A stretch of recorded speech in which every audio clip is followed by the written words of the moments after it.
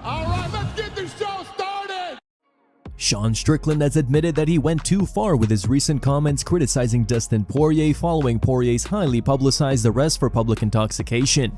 After previously apologizing for dismissing the seriousness of depression, Strickland has now continued to show his support for the former interim champion. In a recent video posted on social media, Strickland took aim at Bud Light after hearing reports that the company could end its sponsorship deal with Poirier. You guys, I've been thinking about this bottle and I've been thinking about Dustin a lot.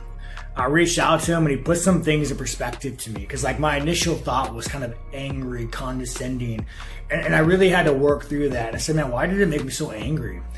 And let me tell you why. Bud Light has spent $6 billion. $6 billion. The pool party, the hot girls, the guy on the horse with the flag. I never got that version of that. This bottle to me represents hell. The version I got was my dad getting home at 4 o'clock, grabbing a cold beer and becoming a monster. Potentially ruined my life, ruined his life, it ruined his dad's life and his dad before him. This bottle to me represents a lot of misery. And so whenever I see people use it, especially in that manner, it makes me angry. And that's my own flaws as a man, and I gotta work past that. And there's so many Americans that drink this and they love life. They go play catch with their son, and I love that. But sadly, that's not the case. A lot of Americans are fucked up. They don't have to go to the dealer on the corner. They could just walk into the supermarket and buy as many of these as they want. But what made me so mad is just, talking to Dustin and hearing things through the grapevine. I heard that Bud Light might let Dustin go. And let me tell you, that is the most un-American thing you can do. You spent $6 billion creating an addict, creating someone that wants to grab this every time he's having a bad day and bring out the worst in him. And in his lowest time, you're contemplating letting him go. That is the most un-American thing you could do. Bud Light, if you want to represent America, you stand by him and you help him. That's fucking American. Eric Nicksick has addressed the rumors surrounding an alleged backstage altercation with Ali Abdelaziz following Makachev's victory at the UFC Apex. According to reports, Ali confronted Nicksick backstage, and the situation briefly turned physical before security stepped in. The dispute also spilled onto social media, where Sean Strickland and Makhachev traded heated comments while defending their respective sides. Speaking on the Ariel Helwani show, Nicksick downplayed the incident, saying the situation had been blown out of proportion and insisting that the disagreement was far less serious than many people had made it out to be. Following his victory over Ilia Topuria at UFC Freedom 250, Justin Gaethje has no shortage of potential opponents. While discussing his future, Gaethje revealed that he'll be sitting front row at UFC 329 and added that he would love to punch Conor McGregor in the face. During UFC 329 Media Day, McGregor was asked about Gaethje's comments. The former two-division champion quickly dismissed the idea of fighting him, showing no interest in the matchup and bluntly referring to Gaethje as a fucking bum.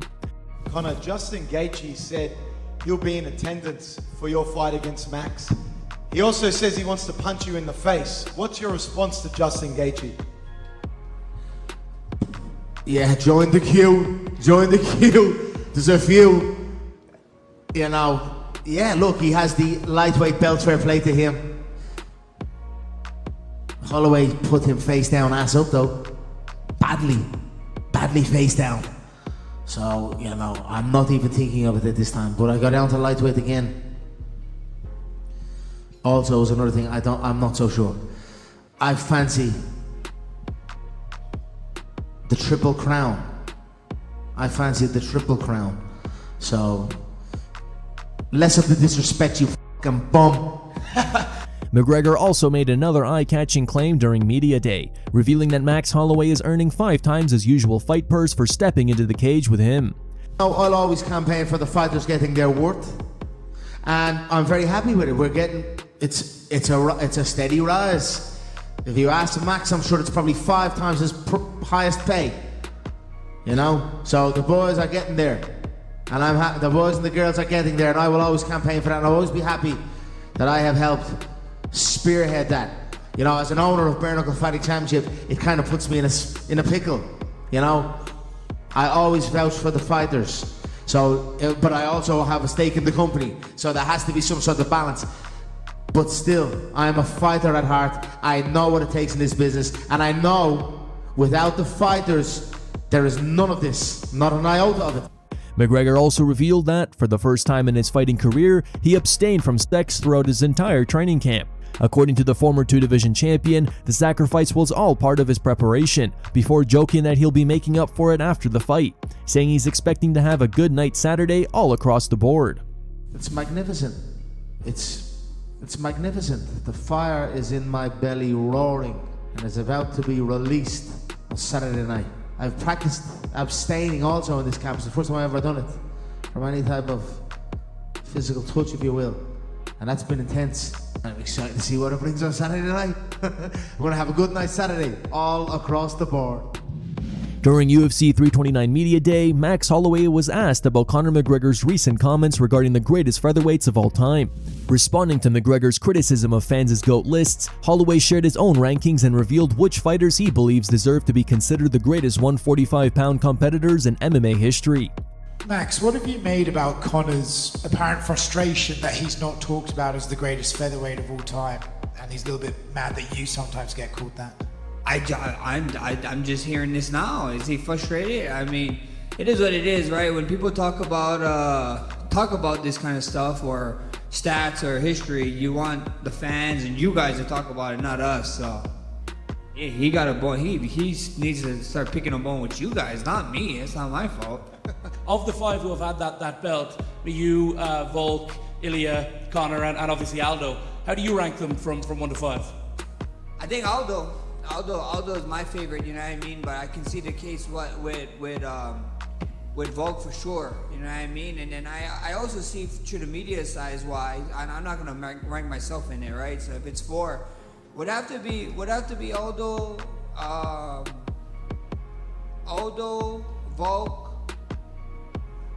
Maybe you give a little bit more to Ilya because of who he did and the guys he fought, right? And then Conor just won it one time, boom, disappeared, became a double champ. So, you know, kudos to him, but that's just the way I look at it. Former UFC middleweight champion Robert Whittaker is finally set to make his long-awaited move up to the light heavyweight division. This Saturday at UFC 329, he'll face veteran Nikita Krylov on the preliminary card at T-Mobile Arena in Las Vegas. Speaking during UFC 329 Media Day, Whittaker admitted he was initially butthurt about the situation, but said he has since embraced the opportunity and is excited for a fresh start at 205 pounds, regardless of how things unfolded.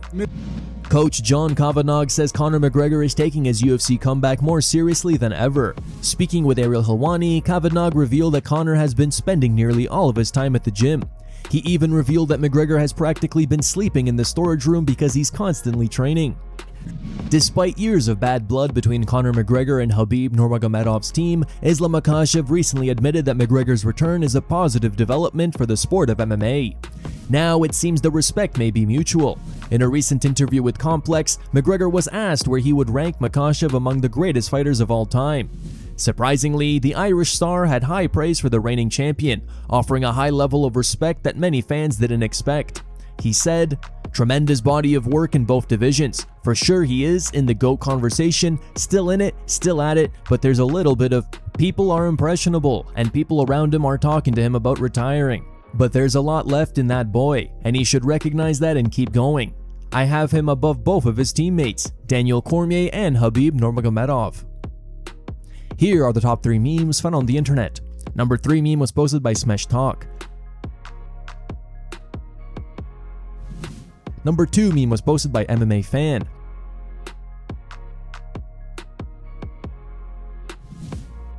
And number 1 meme was posted by 432 to 431.